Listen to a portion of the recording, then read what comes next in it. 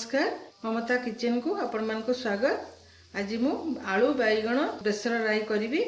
आपण मान भितर मते कही करने मते बहुत भल लगिला खुशी लगिला आपण मान मते कहले आलू बैगण राई देखिए तो तापे मु आलू नेची एमती लंबा लंबा काटी देची आलू दीटा बड़ बड़ आलू नेची बैगण दीटा बड़ बड़ नेची गोटे टमाटर नेची मसला रे सोरिष रसुण लंका 2 चम्मच सोरिष रसुण 7-8टा पकुड़ा आ लंका 3-4टा ता संगे मु राई करी ये भजा भाया राई हम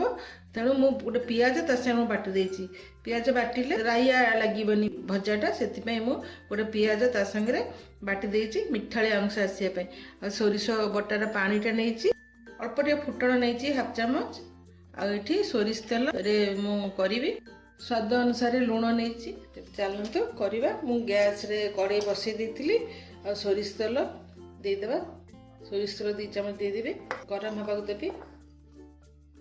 फास्ट मु हलदी पकेबी कारण तेलटा छिटकबनी से सब फास्ट हलदी अल्प टिके पकाए से तेल रे फुटण पकईदेवी भल भाव फुटणटा फुटीज पिता लगे मु पकईदेवी आलू पकईदेवी स्वाद अनुसार लुण पकईबी 5 मिनट आलूटा को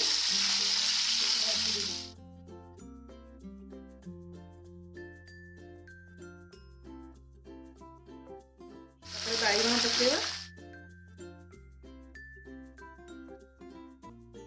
आलू जमी कटा बैगण भी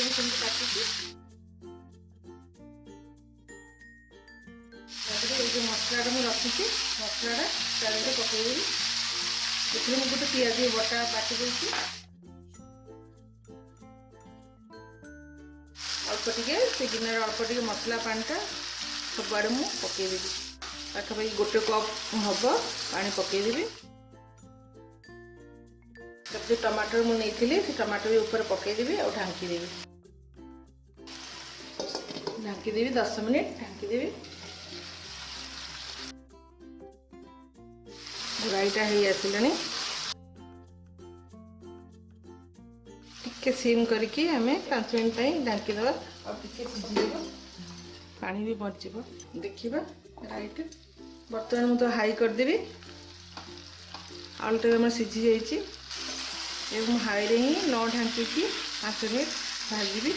जमी आम तेलटा बाहरी आसो ऊपर को तापर आमर राईटा हो टे कंचा तेल अल्प टे देवी आमर आलू बैगण बेसर राई हो जाइए गोटे जगार काढ़ीदेवी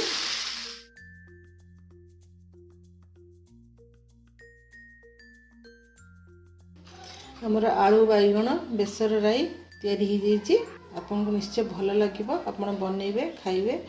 आउ लाइक कमेंट शेयर करेंगे और सब्सक्राइब करने को मोटे भी भूलें।